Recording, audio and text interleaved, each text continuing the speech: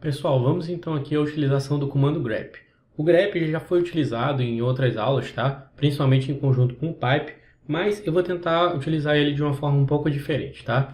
Para começar, no uso clássico do grep, você pode selecionar o termo que você quer buscar e depois direcionar para o arquivo onde você vai buscar esse termo, tá? Então, deixa eu botar aqui o grep nesse arquivo aqui, nomes3.txt, e ele mostra para mim que tem 3 ocorrências da palavra Rafael dentro desse arquivo. Se eu quiser ler ele aqui, ó, vamos dar uma lida que tem dentro dele, e aí você vê que de fato ele conseguiu encontrar esse termo dentro do arquivo alvo, tá?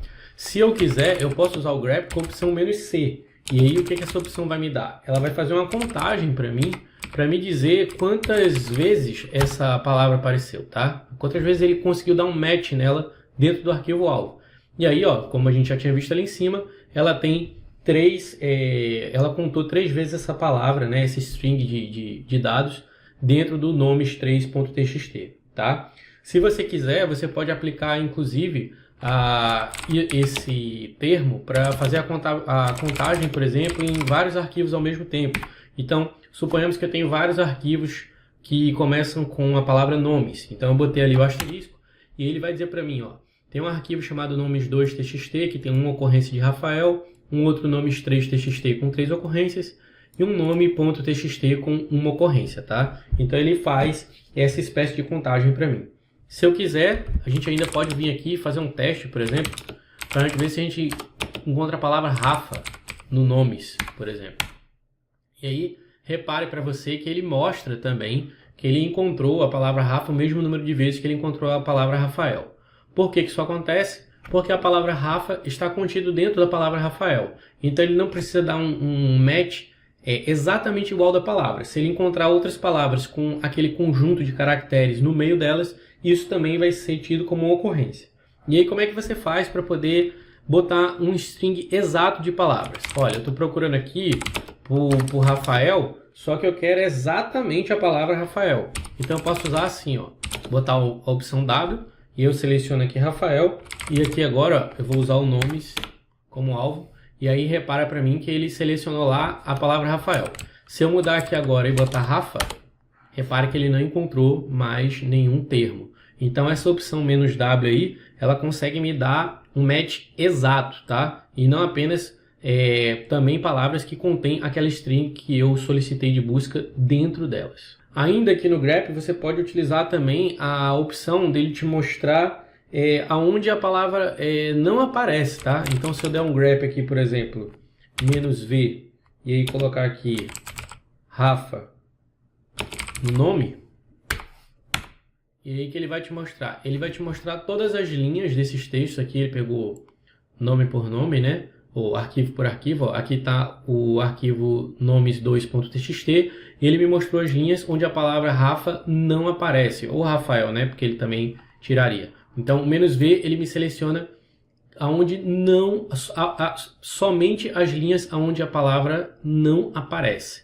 Aqui, ó, não aparece nenhum Rafael. Aqui apareceu um Rafael, mas porque esse Rafael está com R maiúsculo. E como eu selecionei aqui Rafael com R, Rafa com nome minúsculo, né, com um R minúsculo, então ele mostrou ele para mim.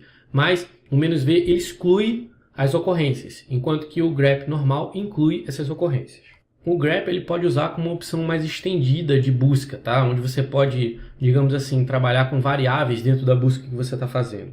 E aí você usa a opção grep "-e" maiúsculo, por exemplo, para caçar aqui dentro de um determinado arquivo, digamos que eu estou procurando pela palavra Linux, seja com L maiúsculo ou L minúsculo, então agora estou usando uma variável, coloquei lá, e vou procurar aqui nesse arquivo longo.txt.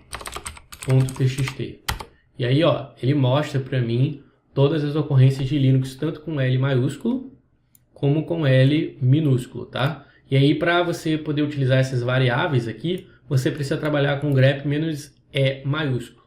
E aí, o que é o igrep?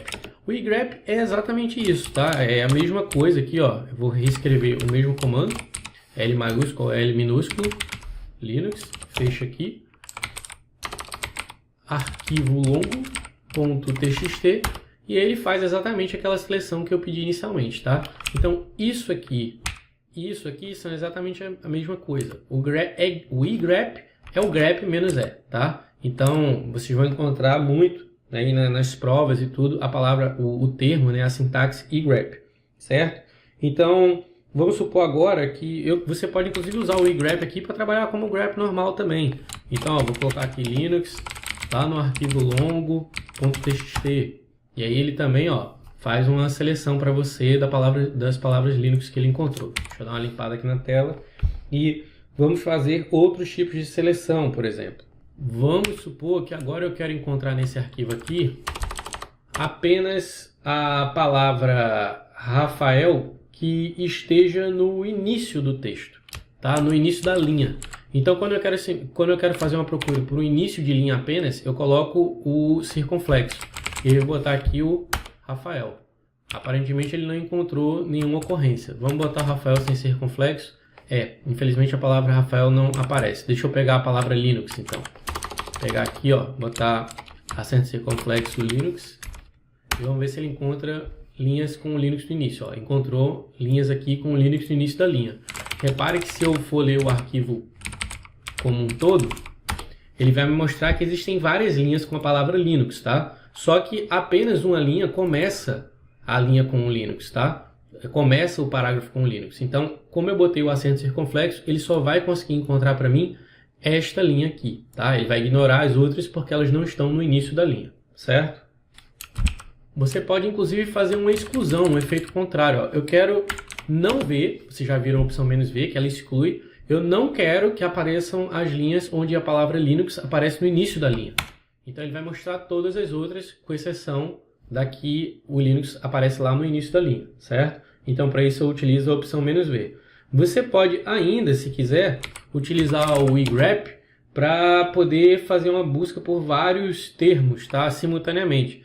Então, eu vou abrir aqui, ó, vou colocar um parêntese e vamos supor que eu quero encontrar Linux com L minúsculo, e Linux com L maiúsculo e também desenvolvedores, tá?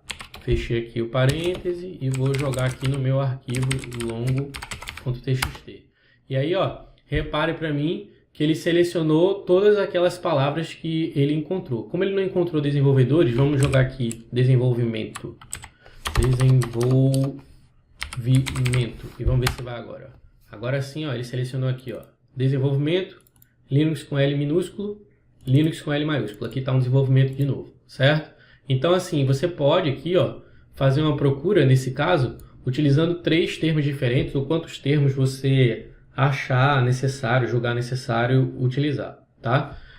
Com o egrep, além de você trabalhar com esse tipo de variáveis, né, como a gente viu aqui, como é esse caso aqui, né, de você colocou uma palavra que esteja no início da linha, ou você pode colocar, como a gente viu aqui, ó, trabalhar com mais de uma letra, ou por exemplo, eu quero que aqui a letra seja alguma letra de A até Z, e aí ele mostra para você aonde isso acontece, certo?